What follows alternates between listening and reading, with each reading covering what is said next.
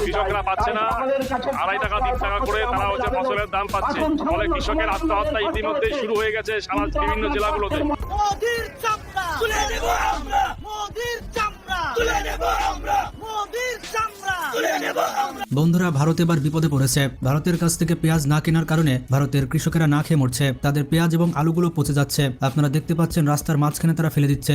এমনকি ভারতের কৃষকেরা আন্দোলন শুরু করে দিয়েছে, যা আপনারা স্ক্রিনে দেখতে পাচ্ছেন। বাংলাদেশে তাদের আলু পেঁয়াজ রপ্তানি বন্ধ হওয়ার কারণে এভাবে বস্তায় বস্তায় আলু এবং পেঁয়াজ রাস্তায় ফেলে বিক্ষোভ করছে ভারতীয় কৃষকেরা। এমনকি বিজেপি নেতা শুভেন্দুর বিরুদ্ধে তারা আন্দোলনে নেমেছে।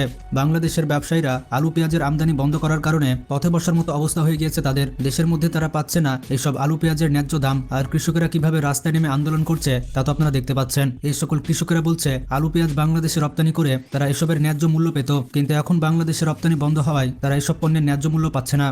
আর এই গাড়ি আজকে 15 দিন গাড়ি থাকায় বহু ক্ষতি হচ্ছে। প্রচুর টাকা লস। একটা গাড়িতে পেঁয়াজের দামই প্রায় 10 থেকে 12 লক্ষ টাকা। যে কটা গাড়ি এসছে সেই কটা গাড়ি অন্তত বর্ডারে যাতে যাওয়ার পারমিশন দেয়, তাতে আমাদের সবার উপকার হয়। বিজেপি নেতা শুভেন্দু এই সকল আলু পেঁয়াজ বাংলাদেশে বন্ধ করেছে।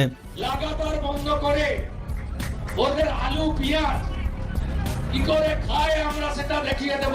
এখন ভারতীয় চাষিরা বলছে তাহলে বিজেপি নেতা শুভেন্দু এবং নরেন্দ্র মোদী এই আলু পেঁয়াজগুলো কিনুক। শুভেন্দু এবং নরেন্দ্র মোদী তাদেরকে রাস্তায় নামতে বাধ্য করেছে। এই সকল পচা আলু পেঁয়াজ এখন নরেন্দ্র মোদী আর শুভেন্দুকে নিতে হবে। তাদের এই পেঁয়াজ এবং আলু না কিনলে তারা অনির্দিষ্টকালের জন্য এই আন্দোলন চালাবে। তবে এই খবরগুলো ভারতীয় মিডিয়া বাইরে ছড়াতে দিচ্ছে না। ভারতীয় মিডিয়াগুলো শুধুমাত্র বাংলাদেশের দুর্নাম করে, কিন্তু তাদের কৃষক আলু পেঁয়াজ নিয়ে রাস্তায় নেমেছে এই খবরগুলো কিন্তু তারা ছড়াচ্ছে না। তাই আপনাদের জানানোর জন্য এই গুরুত্বপূর্ণ ভিডিওটি তৈরি করেছে। বিজেপি নেতা শুভেন্দু বলেছে বাংলাদেশে আলু পেঁয়াজ রপ্তানি করা হবে না এবং বাংলাদেশ নিয়ে সে আপত্তিকর বক্তব্য দিয়েছে।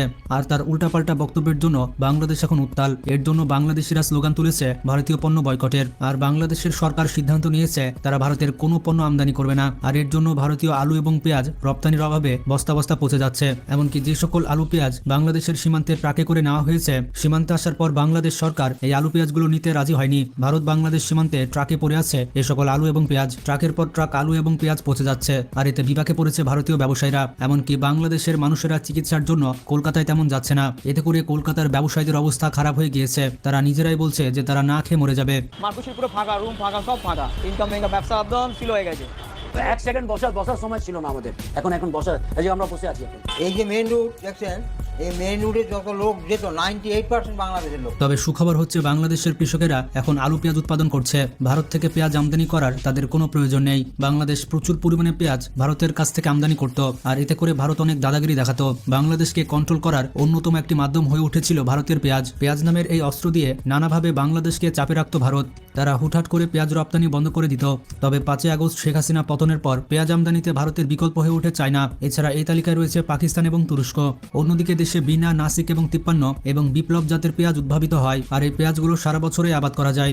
ইতিমধ্যে এই জাতের পেঁয়াজ লালমনিরহাট সহ সারা দেশের বাজারে উঠতে শুরু করেছে। নতুন উদ্ভাবিত এই গ্রীষ্মকালীন পেঁয়াজের কারণে ভারত থেকে আর পেঁয়াজ আমদানি করতে হবে না। ভারতের কাছ থেকে পেঁয়াজ না কিনলে ভারতের অবস্থা একেবারে খারাপ হয়ে যাবে। কারণ বাংলাদেশের কাছে টাকা রয়েছে।